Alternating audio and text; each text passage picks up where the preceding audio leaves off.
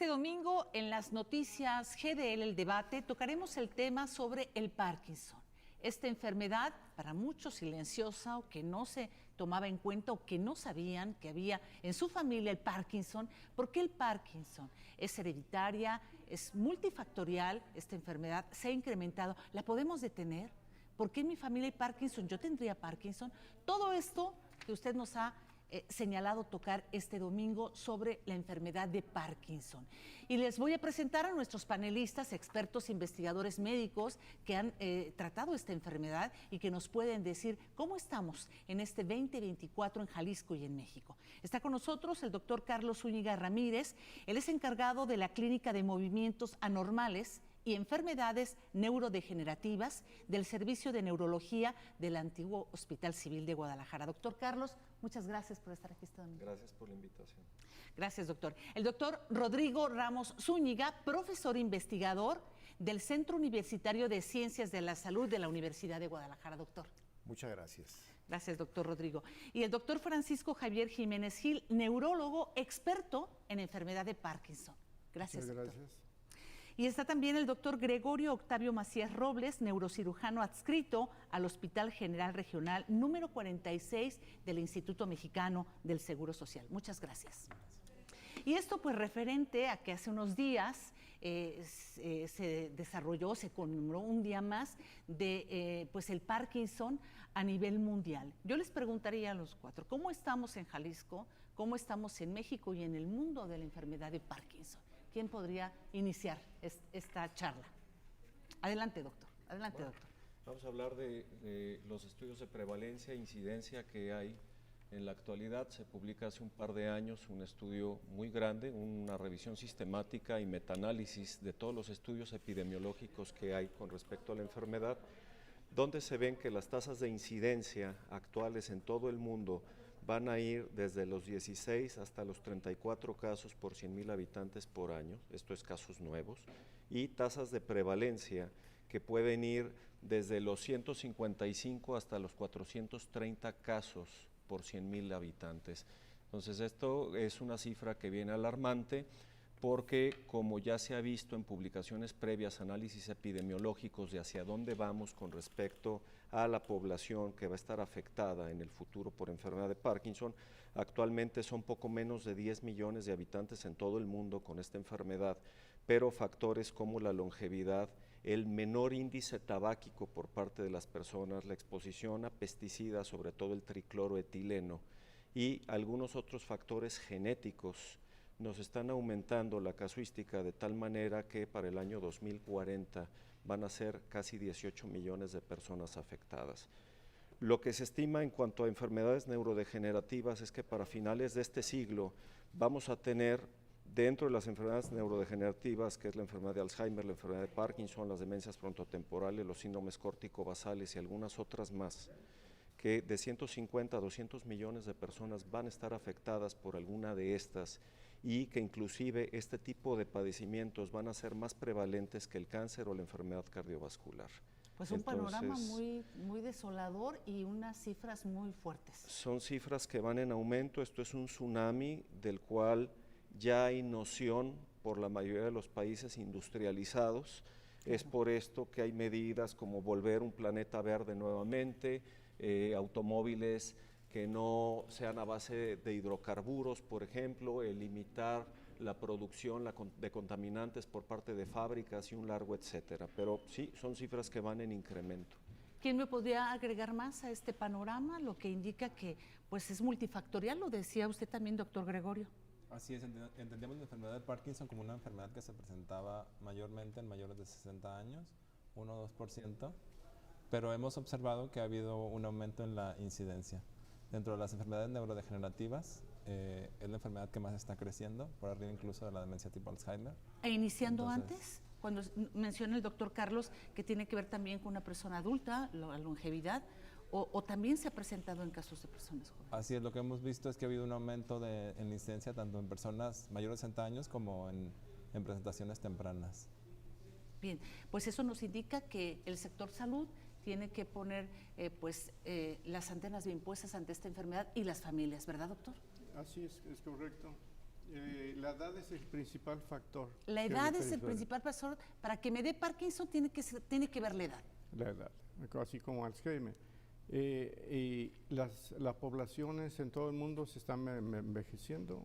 México, como un país en desarrollo, pues también tiene ese fenómeno de que su población está envejeciendo y por lo tanto, como la edad es el factor más importante, pues mientras más personas ancianas existan, pues más incidencia y prevalencia va a haber de enfermedad de Parkinson.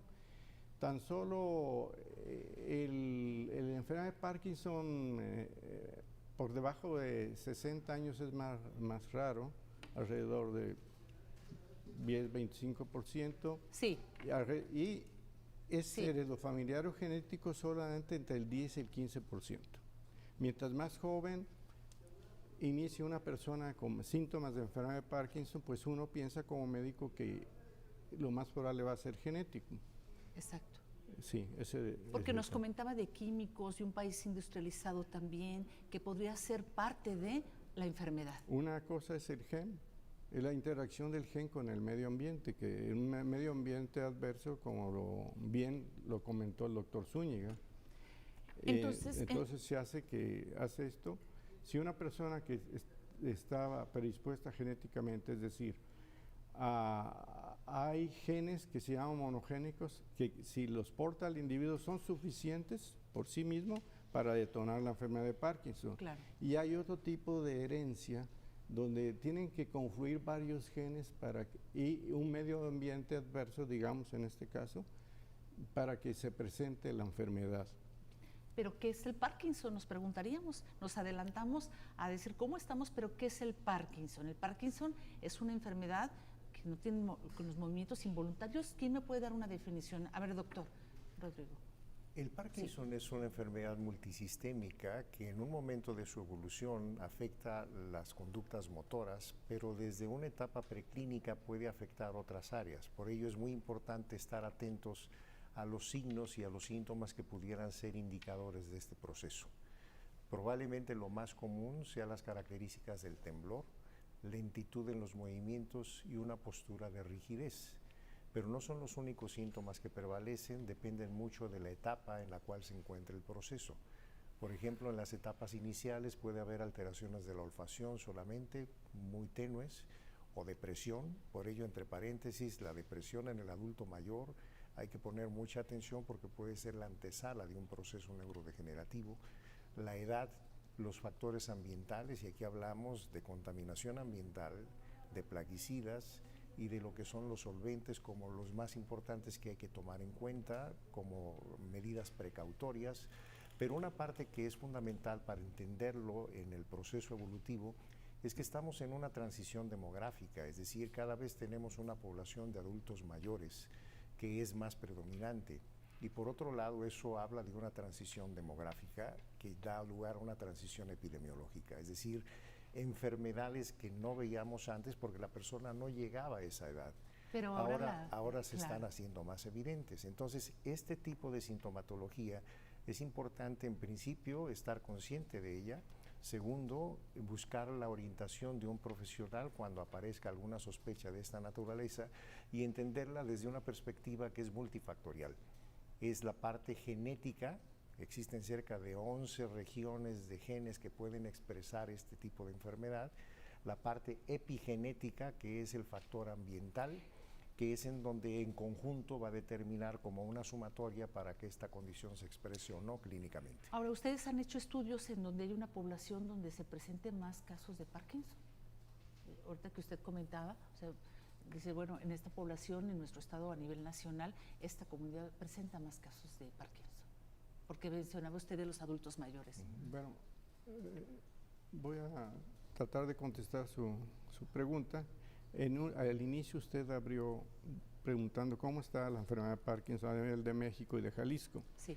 Los datos que tenemos es del Instituto Nacional de Neurología y Neurocirugía, doctor Manuel Velasco Suárez.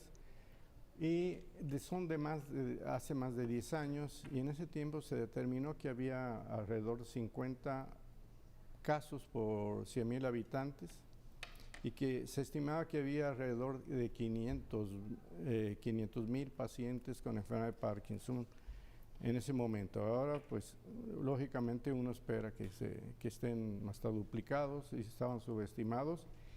En Jalisco, el doctor Eleazar Cruz realizó en una población que es criolla de Tepatitlán un estudio epidemiológico y encontró que había alrededor de 300 casos por 100,000 habitantes. En la zona de los Altos. Esto solamente es correlacionable con lo que pasa en Europa, que tienen una prevalencia de 300 350 casos por 100,000 habitantes, más alto que en otros países. En la población americana podría ser más bajo debido a el factor multirracial que hay. En los pueblos asiáticos como China, Japón y todo el oriente lejano, la prevalencia es mucho más baja, lo mismo que en África. No sabemos si también en África hay un determinante genético, o sea, la supervivencia, la expectativa de vida es más baja. Bien. ¿Cuáles son los síntomas? Me están preguntando cuáles son los síntomas y si se puede prevenir. Me están pidiendo un corte y regresamos para contestar esta y más preguntas de ustedes.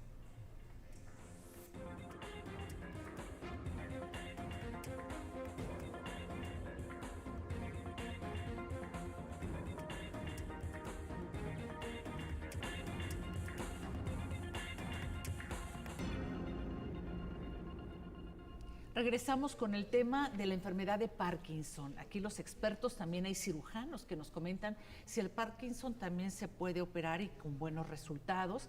Yo le preguntaré aquí al doctor Carlos, precisamente del Parkinson. El Parkinson es una enfermedad que tiene que ver con cuestión neurológica, igual que el Alzheimer. Le comentaba usted hace un momento algo interesante. Sí, la enfermedad de Parkinson hay que entender que entra en el contexto de las enfermedades degenerativas del sistema nervioso. De hecho, es la segunda más prevalente.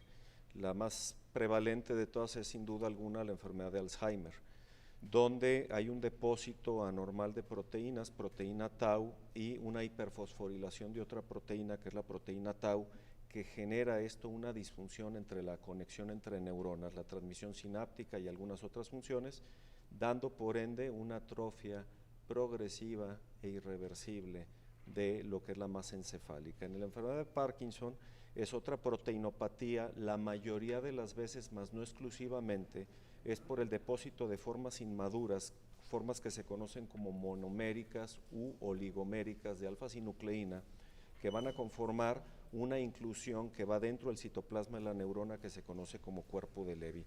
Esto está muy en discusión hoy en día, si realmente es lo que está generando la enfermedad o es el mensajero de la enfermedad. Y eso vamos a hablar de estudios de inmunoterapia, donde salieron publicados en agosto del 2022, dos muy importantes, donde dieron anticuerpos monoclonales contra esta proteína y ambos estudios salieron negativos. Entonces, ¿qué estamos haciendo? Estamos matando al mensajero, pero bueno, eso va a ser interesante a lo mejor para discutirlo después.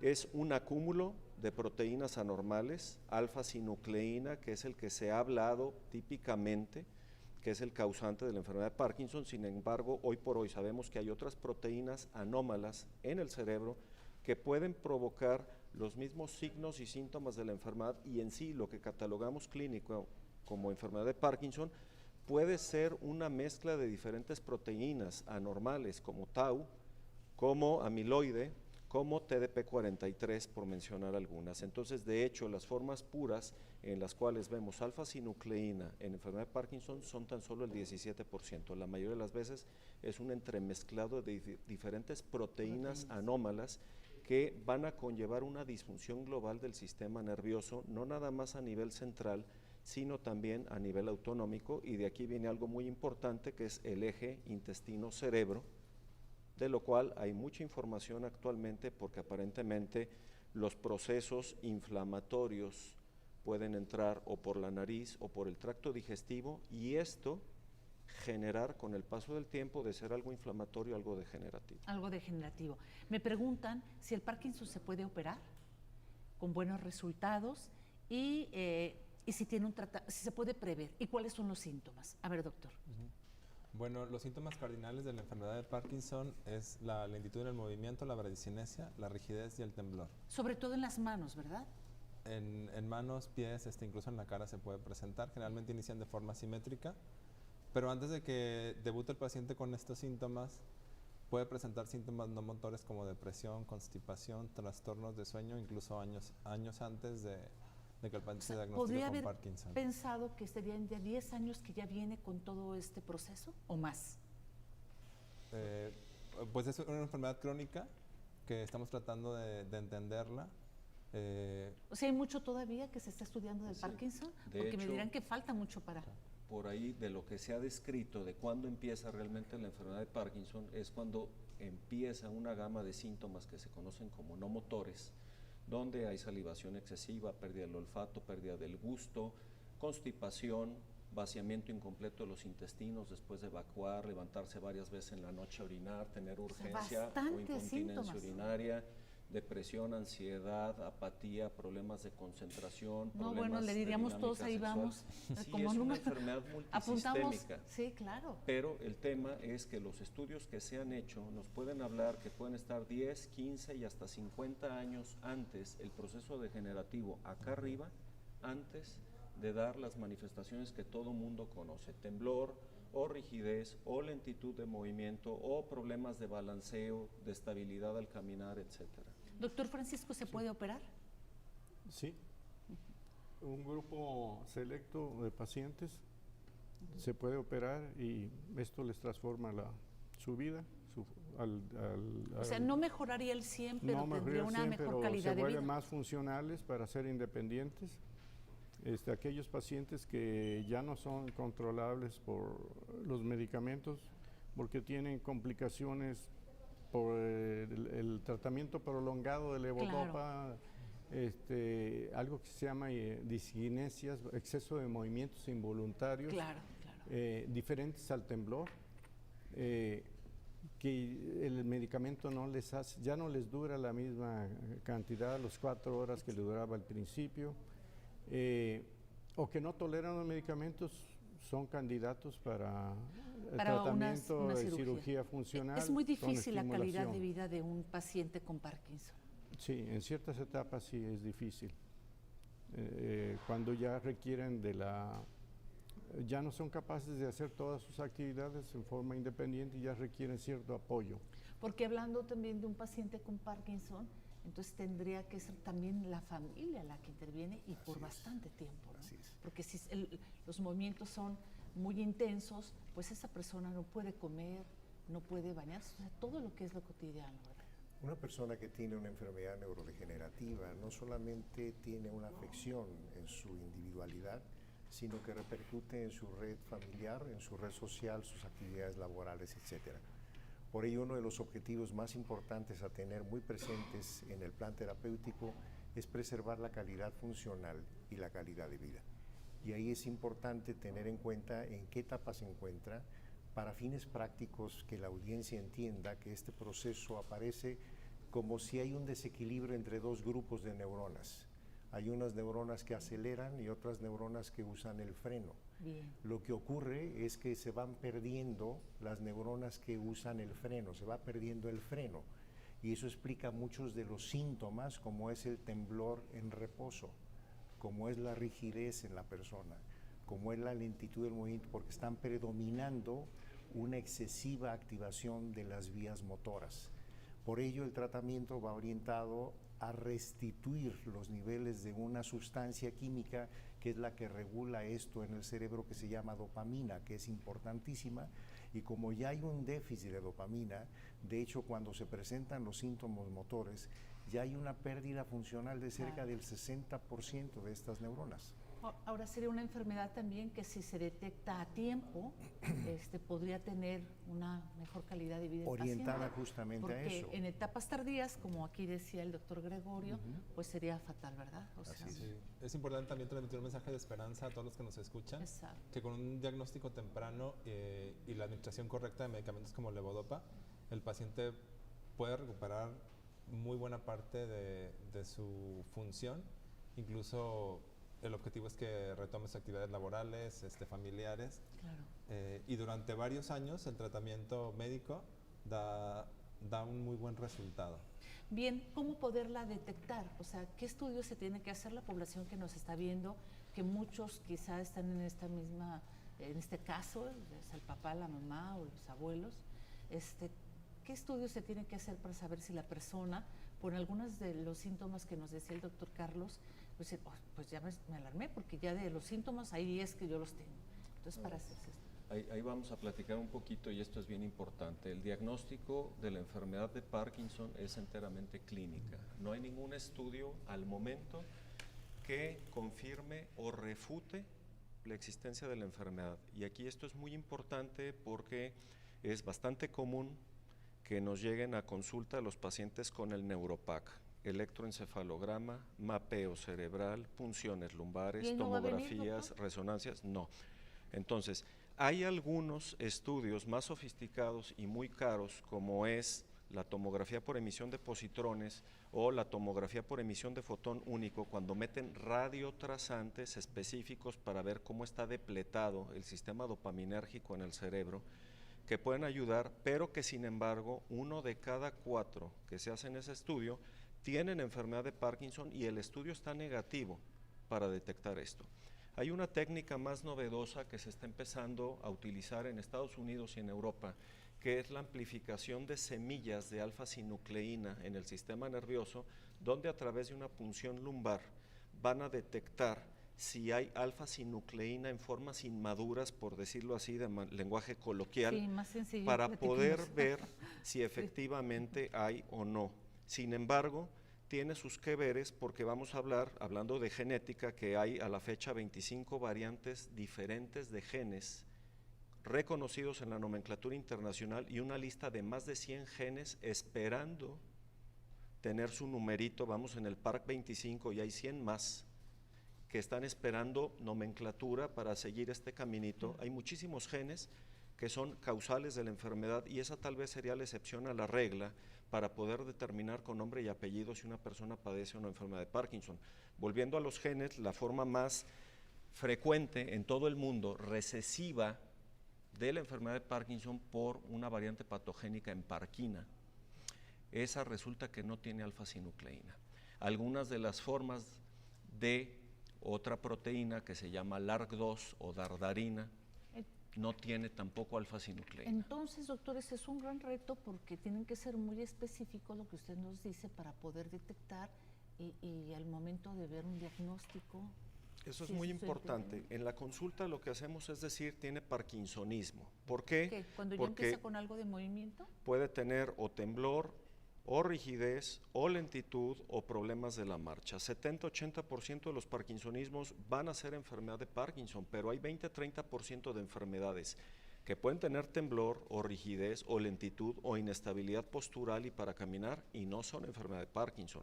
De hecho, el marcador más contundente donde el médico en ese momento dice, esto es una enfermedad de Parkinson y no un parkinsonismo, es cuando desarrollan estas fluctuaciones en la respuesta a la levodopa o los movimientos involuntarios que parece que están bailoteando las personas que consumen levodopa y que explicó perfectamente el doctor Jiménez Gil.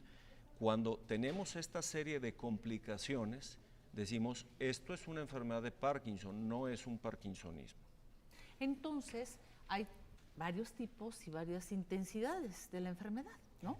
Más bien Según- es importante advertir que no todos los temblores son Parkinson y eso es Ahí está, importante para la ahí está. comunidad. Bueno, entonces díganme si los doctores lo están exacto, y detectando. requiere justamente de un juicio clínico apropiado, de experiencia clínica, de consultar a un experto, de la formación académica también en lo que es el capital humano que está en este proceso educativo, para que sepan reconocer, detectar y atender oportunamente este tipo de tiempo. síntomas. Pues eso que usted acaba de decir también es muy interesante, completando lo que dice el Claro. doctor Carlos. Entonces, es un gran reto porque al momento de que llegue el paciente por el médico general, pues tiene que hacer todos sus estudios. Me preocupa, ¿lo estamos haciendo en el sector salud en Jalisco y México? ¿Qué Al en regresar que nos particular? contesten. ¿Qué en particular? Diagnóstico. Vamos a un corte muy interesante que se está poniendo esta situación y estamos aprendiendo bastante. Regresamos.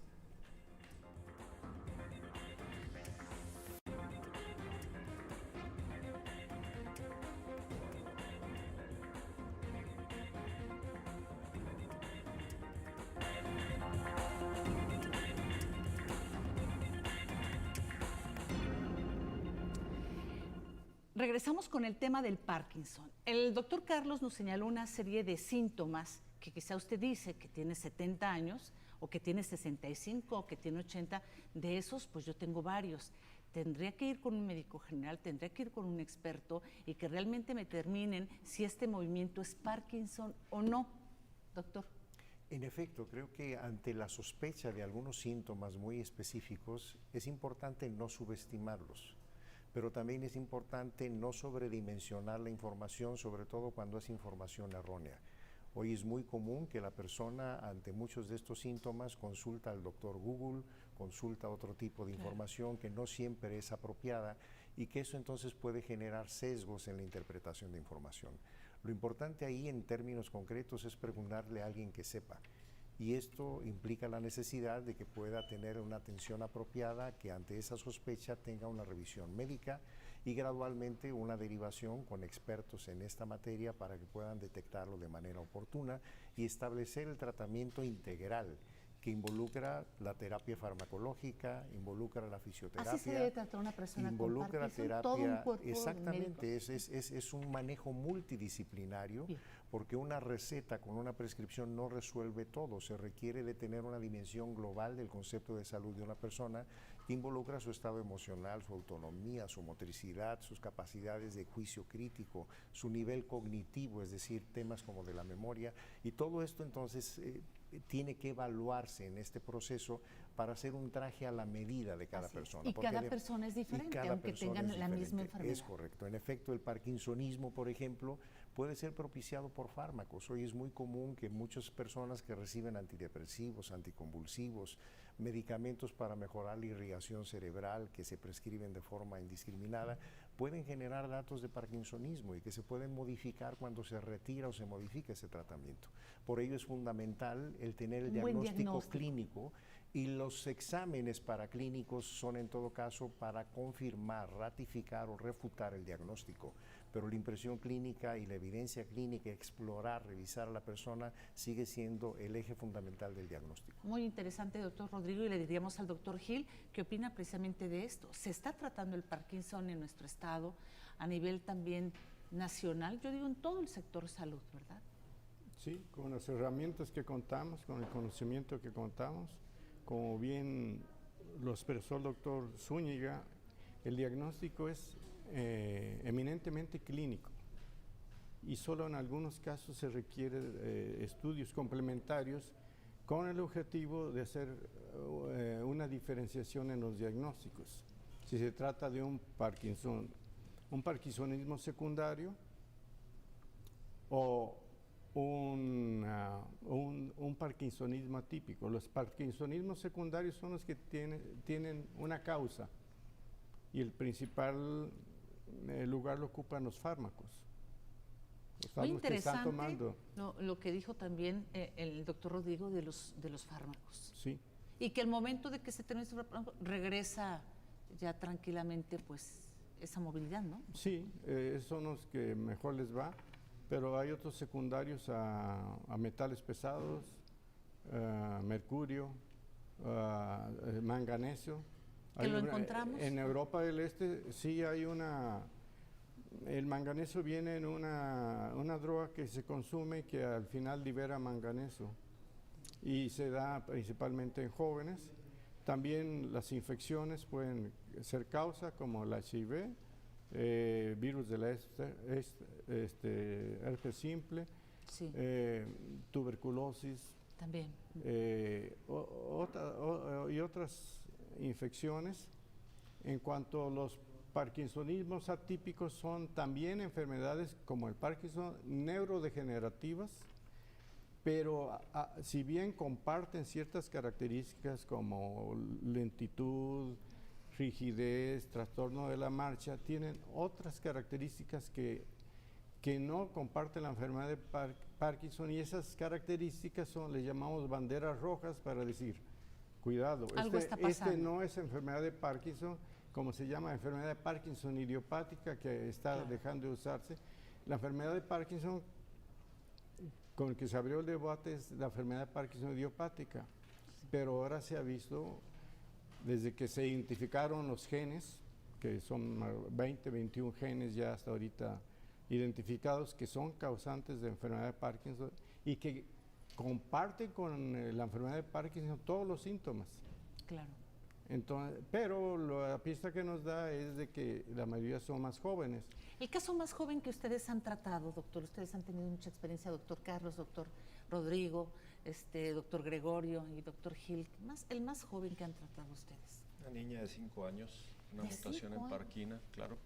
GTP ciclohidrolasa 1 es otra, que nos da un cuadro de distonía que responde maravillosamente a la levodopa, se conoce como distonía dopa sensible. Sin embargo, sabemos que ciertas variantes en el gen GTP ciclohidrolasa 1 da enfermedad de Parkinson. Entonces, el tema de la genética es cada vez más amplio. Una buena proporción de casos se les están solicitando genéticas, sobre todo cuando hay historia familiar de enfermedad de Parkinson o parkinsonismo, cuando la persona empieza, sobre todo antes de los 40 años de edad, con un cuadro de estos, y formas infantiles y del adolescente definitivamente, puesto que hay una gama de enfermedades que pueden dar un cuadro clínico indistinguible de la enfermedad de Parkinson sin que sea enfermedad de Parkinson. Entonces, por eso... De ahí la importancia de un buen diagnóstico De un buen y de cada diagnóstico. caso en particular, ¿verdad, doctor? Así es. Los criterios diagnósticos establecidos por el Banco de Cerebros de Inglaterra mencionan precisamente la evolución del paciente a través de los años de la enfermedad. Porque tenemos pacientes que pueden iniciar como enfermedad de Parkinson y después de 3 años virar o cambiar la enfermedad hacia otro diagnóstico. Es por eso Pero si tan estuvieron importante. esos 3 años tomando medicamento para Parkinson. Dentro de los criterios que establece que soportan la enfermedad es la respuesta o no a la levodopa. Entonces, esto quiere decir, como dice el doctor Carlos, y que ustedes coinciden, que se sigue investigando la enfermedad. Claro. Porque no tenemos todo dicho como una enfermedad, no sé, como la diabetes, por decirlo así. O sea, se sigue investigando, que los sorprende a ustedes también como médicos, ¿verdad? Y además eso marca parte de la visión evolutiva de cuando hablamos neurodegeneración, que es un concepto mucho más amplio. En esos términos hay quien ha denominado Parkinson Plus, o quien ha denominado ya que el Parkinson era como el aviso de un proceso que se llama atrofia multisistémica, que representa ya una degeneración que ha ido evolucionando a otras áreas. Claro. Ya no solamente fue las neuronas que producen dopamina, sino que empieza a transmitirse o a extenderse hacia otras áreas, y que cubre muy bien un término que había llamado don Santiago Ramón y Cajal, a propósito del creador de la teoría neuronal. Decía que así como se arruga la piel con la edad, pues también se arruga el cerebro. Claro. Y esto forma parte de muchos de estos procesos degenerativos de disminución del volumen, pérdida de conexiones, acumulación de basura de proteínas, para decirlo en términos Claro, sencillos, claro, para la entenderlo comunidad, mejor. que no se eliminan esas proteínas, y que es como si se acumula la basura en el patio de las neuronas, y todo eso va afectando entonces la habilidad funcional del sistema. Es que nadie nos dice, o yo creo que eso estaría quizá con la inteligencia artificial en el campo de la medicina, cómo quizá a futuro resetear un sistema inmune o alimentar el cerebro o hacer esa limpia en el cerebro. Porque yo creo que eso es el gran reto de ustedes en todas las áreas, porque si usted dice, bueno, va creciendo, pero ¿cómo puedes limpiarlo, alimentarlo bien o restaurarlo, el sistema? Dormir bien. Dormir bien. El Bueno, dormir bien denos es los tips, doctor, porque ahorita con esto Es una de las estrategias que ayudan a barrer esa basura. el dormir es el muy dormir interesante, bien, claro, que después vamos a claro, hacer es- un panel sobre el sueño. Porque muchas personas no tenemos ese sueño reparador, que quizás ustedes dicen algo importante. A ver, Sí. los tips, que ya nos dirán en el cuarto bloque, que es el del resumen, Ok. donde ustedes nos dan toda esa recomendación. El cerebro que necesita una buena alimentación, necesita dormir bien, necesita... Bueno, pero ustedes son los Sí, expertos, ¿saben? necesita no insultarlo para empezar. ¿Cómo no le podemos Sí, insultar? previniendo lesiones traumáticas, consumo de sustancias, tabaquismo, alcohol, cuidando entonces la salud general, porque alguien que tiene diabetes, hipertensión, que tiene hipotiroidismo, que tiene otro tipo de situaciones, bueno, pues entonces puede coexistir ya con una expresión de un proceso neurodegenerativo. Bien, me están pidiendo, Jean Cortés, se nos fue rapidísimo el programa, ya vamos al cuarto bloque, que es a las conclusiones. Cada uno de ustedes, los expertos, son muchas las madres de familia, padres de familia, familias que tienen problemas de Parkinson, que quieren escuchar las conclusiones y también las recomendaciones de cada uno de ustedes. Así vamos a un corte y regresamos a concluir.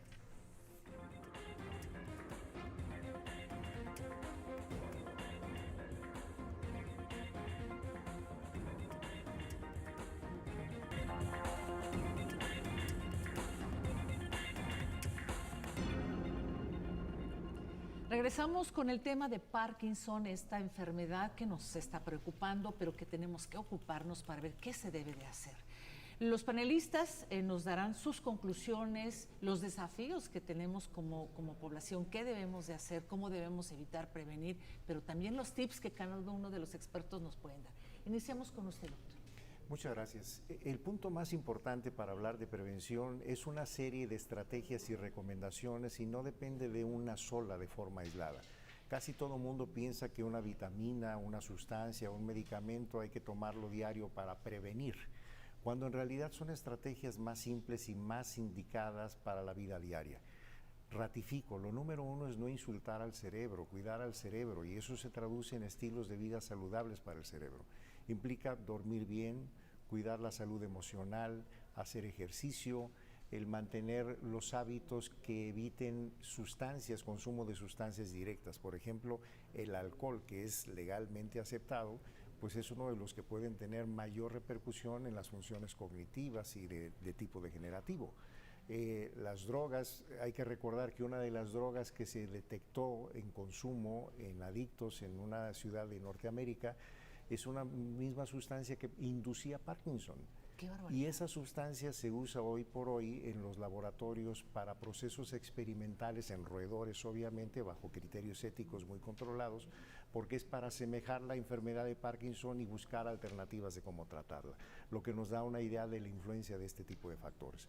Por lo demás, la dieta, hay propuestas de dieta, antioxidantes, una serie de consideraciones al respecto, pero el otro punto es cuidar las comorbilidades. ¿A qué me refiero con ello?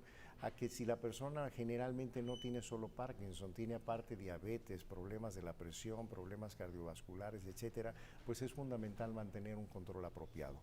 Para la comunidad médica también es muy importante detectar oportunamente, pensar, sospechar en esta condición, hacer diagnóstico diferencial de que no todos los temblores son Parkinson, pero que requiere ya de una revisión muy puntual y específica para poder dejar el tratamiento apropiado y mantener un seguimiento que incluye esa visión multidisciplinaria que vaya orientada puntualmente a la calidad funcional y su calidad de vida. Y con un tratamiento adecuado, Exacto. como dice también Así aquí el es. doctor Gregorio, que puede dar una buena calidad de vida. Así es. Muchísimas gracias, doctor. Encantado, gracias. Doctor Carlos, ¿cómo concluye usted y qué recomienda a personas que quizá estamos dando un panorama muy triste y desolador, pero también hay que ver que sí se puede también salir adelante con tratamiento, no sé? Bien, a ver, vamos a empezar por algunas cosas. Aunado a los factores de riesgo que son comunes a todas las enfermedades neurodegenerativas, diabetes, hipertensión, problemas con los colesterol, triglicéridos, porcentaje de grasa corporal alto, problemas tiroideos, tanto hipo como hipertiroidismo, y apnea del sueño, que es el gran olvidado. Vienen otras cosas, yo me voy a ir más abajo y no va a ser insultar el cerebro, sino no insultar y cuidar bien del intestino.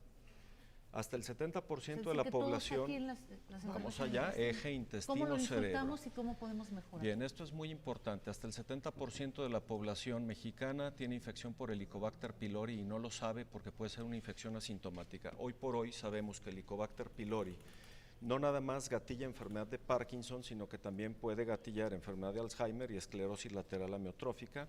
Sabemos, claro, que Helicobacter pylori da formas más agresivas de enfermedad de Parkinson y sabemos que Helicobacter pylori impide la absorción de levodopa. Por otro lado, el Helicobacter pylori cambia la microbiota intestinal y estamos viendo bacterias que no deberían de estar en cantidades excesivas de manera excesiva en intestinos de personas con padecimientos neurodegenerativos. Entonces, esto es muy importante porque esto, y yo les dije que una de las dos regiones por las que actualmente sabemos que viene todo esto es el intestino. ¿Qué estamos haciendo con nuestros intestinos, con nuestros hábitos dietéticos, con el procesamiento de alimentos que generan algo infeccioso, inflamatorio y posteriormente degenerativo? Entonces, esto yo creo, el mensaje que yo quiero dar a la población hoy es, aunque no haya muchos síntomas, sí valdría la pena, sobre todo si son personas que comen en restaurantes habitualmente o que no manejan de manera adecuada el control de calidad de los alimentos, que se hagan una prueba del aliento para buscar infección por Helicobacter pylori. Y tratarlo. Evidentemente se debe de tratar, aunque exista, por ejemplo, gastroenterólogos que digan que mientras no da síntomas no hay que hacer nada.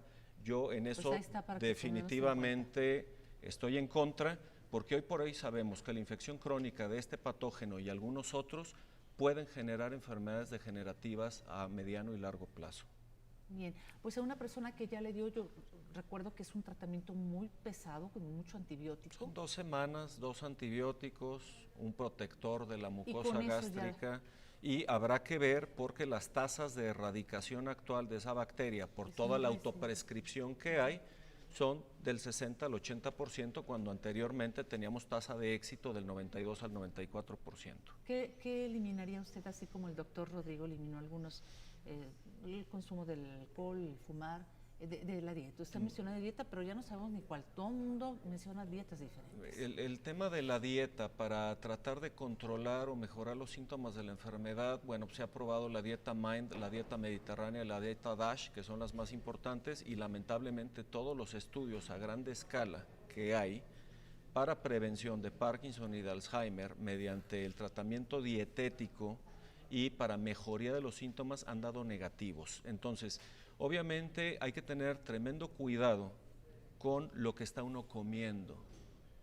Ese es el problema. Y el procesamiento de los alimentos, el cómo están procesados, qué calidad de alimento está uno consumiendo. Yo creo que eso va a ser un buen tema para alguien que haga nutrición, para que nos pudiera dar un manejo dietético adecuado. Y es también un tema para el siguiente debate, una buena nutrición, ¿verdad?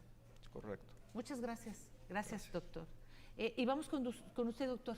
Vamos con usted. ¿Cómo concluye, doctor Francisco? Concluyo que dentro las enfermedades neurológicas son la principal padecimientos que aquejan a la población mundial, y la enfermedad de Parkinson es la que en más ascenso va, en más velocidad, de tal manera que para el 2020, 2040, pues esto puede ser una pandemia, y los gobiernos tienen que implementar y prepararse con medidas políticas de salud apropiadas. También se debe de implementar educación a la población en general sobre lo que es esta enfermedad. Sí. Algo importante es que el cuidador del paciente con enfermedad de Parkinson enferma pronto, y en gran parte de los casos, si no en la mayoría, fallece antes que el enfermo con Parkinson. Por lo tanto, se deben de implementar programas de atención para los cuidadores, es decir, educarlos en la forma, tienen que aprender bastante de lo que es la enfermedad de Parkinson, estrategias de manejo, de movilización del paciente, de alimentación, y también tienen que ser manejados médicamente. Me gustaría añadir que hay que evitar algunos alimentos, ya que se habló de este importantísimo tema.